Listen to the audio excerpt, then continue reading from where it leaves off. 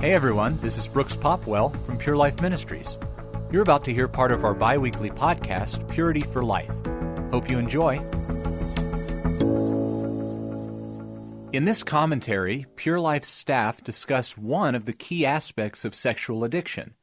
This segment is part of our three-part profile of the lifestyle of a sexual addict, which is a podcast that we designed particularly with pastors and other church leaders in mind. If you're interested in hearing the rest of it, check out podcast episode number 326. We're going to explore the double life, the pattern of deception that characterizes sexual sin. And here's Pastor Steve Gallagher. The typical man who will come to you for help has been involved in illicit sexual activity for years. This immoral lifestyle has been done almost entirely in secret. Although sexual fantasy, pornography, and illicit encounters make up a huge part of his life, he has managed to hide it from most, if not all, of his closest friends and relatives. Most acquaintances would consider him to be a morally upright and would never guess what he does when no one's looking. Someone on the outside looking in might wonder, how does someone get here? Where does this deceitful life actually start? Here's Ed Book, a biblical counselor and the pastor of Pure Life's residential program. Very few people actually begin a double life as a decisive choice, like something they've planned or thought about and executed a plan to accomplish. Almost everyone enters into a double life very gradually, very subtly. People end up in a double life for a couple of basic reasons. I think the most common one truly is they're afraid of disappointing people and maybe even themselves. They've gotten caught up maybe in a sin cycle where they sin, they confess it, they sin, they confess it, and they just don't want to disappoint others by letting them know that they're still in that. They expect victory, they expect to overcome sexual sin, but when that doesn't happen, they start to go underground with the truth about their situation, and they begin to develop this double life. Although some people do just quit talking about their problem because they don't want to keep admitting they've failed, others have hidden sexual sin their whole lives and have never told anyone. And there are various factors that hold them back. There's shame. There's the fact that some of them don't intend to give up their sexual sin. And there are others who probably have just never had that convenient opening they were looking for to share it, never met the right person or had the right opportunity. Over the years, our ministry has helped so many people that fit this pattern we're describing. And in many of their stories, the double life they lived grew out of a situation where the stakes were even higher than usual. At Pure Life Ministries, we get a significant percentage of the men coming into the program who are actually coming out of full-time ministry. And so this double life is a common theme because they're active in ministry. They're not, people are not aware that they're in sexual sin. They're preaching on Sundays or leading the worship team on Sundays or doing whatever it is they're tasked to do in the church on a regular basis. But over time, they've allowed a back door open in their life. Something has gone awry in their spiritual life, and they have begun to live a double life, and that dark side has increased over time and eventually become the dominant theme in their life. And we just had a pastor recently in the program who had pastored for a couple of decades, actually, and I'm sure he was a good, well-liked pastor who had a relationship with the Lord. But over time, he started dabbling in some pornography, got hooked into it one day kind of subtly, and over time it just grew and became a very powerful force in his life that overrode everything else, including his marriage vows and his service to the Lord. And I'm sure to him it seemed impossible to come into the light because his job, his marriage, his house that they lived in, all of that was connected to the job he was doing as a pastor, so bringing anything into the light about his sexual sin jeopardized all of that, and I'm sure he felt stuck, paralyzed, unable to really break free of this on his own, and unable in his mind to pay the price of coming into the light with it. When a person's sexual sin is exposed, this double life can be a shocking revelation, even to those that know them the best. But one of our biblical counselors, Jeremiah Aiken, says that it's not hard to start down this road. It's definitely virtually anything. You can hide anything as far as with sexual sin. It can be homosexuality, it can be pornography, it can be masturbation. You can hide. That's the thing with sexual sin, is it's so easy to hide because, you can do it in your mind. You can do it right in front of people and no one knows it. And so that's the thing. You can hide any form of sexual sin and still go to church and still wear nice clothes and worship and leave, and virtually no one will know you're struggling, and no one will be able to tell, because it's all happening in the heart and in the mind, and there's not really any outward signs. As someone with a history of sexual sin myself, I remember what it was like to live in two different worlds. At the beginning, it was easy for me to move from the false image I presented on the outside into my secret life of sinful pleasure. But living that way over a long period of time took a toll on me. Jeremiah describes this process. It depends on how far the person travels. And that's, the deception fits over that. Just a couple verses, if I can read them. Galatians 6:7, do not be deceived, God is not mocked. For whatever a man sows, that he also reaps. In Job 4:8 it says, as I have seen those who plow iniquity sow trouble and reap the same. And it's just that principle of what we sow, we will reap. And so you have that principle in sexual sin where a person is traveling down a pathway, and depending on how deep they're going down this pathway shows how deep the deception is. As they're traveling, and that's the thing with sexual sin, they don't know. They don't know that they're taking steps with every sin they take, and they're traveling down a pathway on their way to hell. And lots of times a man will come to his senses and virtually have no idea where he's at and no idea how to get out.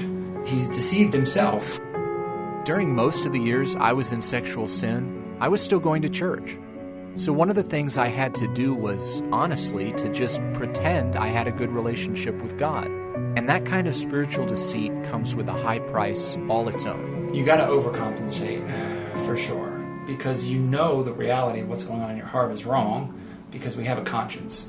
The Bible says we have a conscience, so we have a barometer when we sin. 1 Peter 2:11, abstain from the passions of the flesh, which wage war against the soul. There is a war going on in the soul of this person. That's in every person who's in sexual sin. He's literally destroying himself. That's happening on the inside. Okay? So what is he going to do? He's going to compensate. He might be like me, go to everything the church has to provide because you know there's a problem. But the shame keeps you from saying what the problem is. You don't want to tell anyone because you think you're the only one, or you think no one will understand. There's just a shame that comes over you. So your conscience is inside telling you what you're doing is wrong. God's word is telling you what you're doing is wrong. And the church is telling you what you're doing is wrong. The inward reality of someone struggling with sexual sin is that they're at war with themselves and they are destroying themselves. Works is definitely one thing you can do. You just stay real busy and you stay very involved, and that deflects, the issue from people really getting to know you. It's more what you do. They won't really see what's inside your heart. You can hide it with works. Yeah, it's like cancer. It's going on the inside. Someone's body could be getting destroyed, but you talk to them, everything seems okay, and you don't see You can't see into their soul. You can't see the cancer. And they don't want to show you because they're ashamed of it. So it's very difficult. So just how long can someone keep up a double life? Well, it's different for everyone. But it's ultimately hard to keep doing it forever. You have to create something false to do this. Okay, so it's just how good of a liar you are. But I mean, some people this can go on for years and years, but you have to create something false to be in sexual sin and try to be a Christian at the same time. You have to, it's double-minded. James says a double-minded man is unstable in all his ways. And so how long can you keep the charade going? People can go 20, 30, 40, 50 years, but eventually it's going to come to an end because it's not real. This is in direct opposition to what the Bible says. We have a conscience, and the Lord tells us that we are to walk out a Christian life in faith. Okay, if you're in sexual sin, your conscience is messed up, and therefore faith malfunctions every time. Okay, and so you cannot go on like this. You just see someone all of a sudden leave the church after 20 years and they're done. And so it happens very abruptly, but it's over a period of time, but they've never really been walking out the Christian life. It's just been a facade, and then all of a sudden they just can't do it anymore, and they just leave the church. All of our counselors here at Pure Life Ministries have come out of a life of sexual sin themselves, and Jeremiah's testimony is the same. He remembers what it was like to wrestle through the double life of being a Christian and at the same time living in sin. My story is a good example of this, and a lot like many of the guys I counsel. Yeah, I can clearly remember the outward life I had and how hard I built that up and made myself just look good and just watched everything outwardly, so meticulous. But inside I was just dying. I was completely dying. I didn't know how to ask for help. I didn't know what to do with what was going on. So you had two lives going on, literally. And I didn't know how to reconcile. I couldn't reconcile the two. I was dying on the inside, and outside I was perfect. And I had no way to bring any kind of reconciliation or unity in between. A couple closing thoughts now for a pastor, or really anyone who wants to help. First of all, if all those statistics out there are right, this is a problem every church needs to be aware of. And yet, since the double life is a real thing, how do you know who's struggling? Jeremiah shares some thoughts. There is a way to tell, though. They're not going to have real life, okay? They're not going to have real life flowing out of them. Someone with legalism would look the same way. If you have a church where people really know the Lord, you can tell.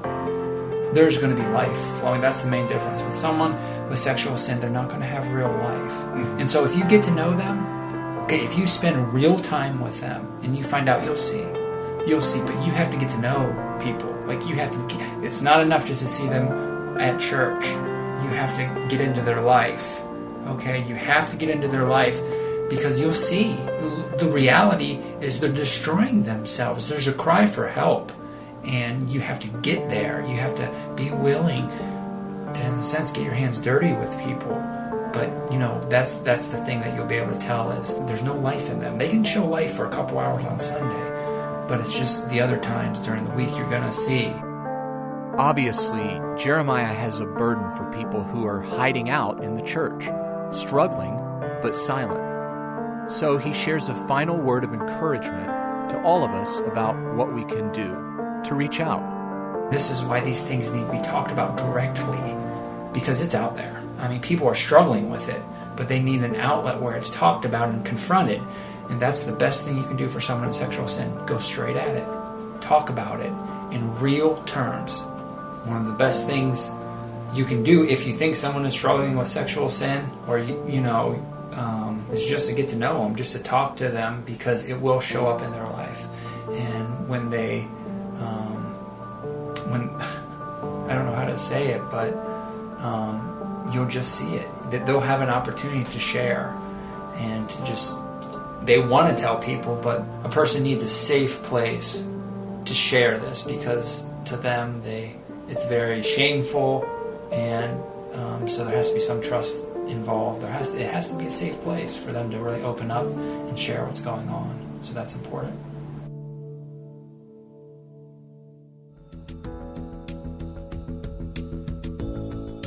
Thanks for listening.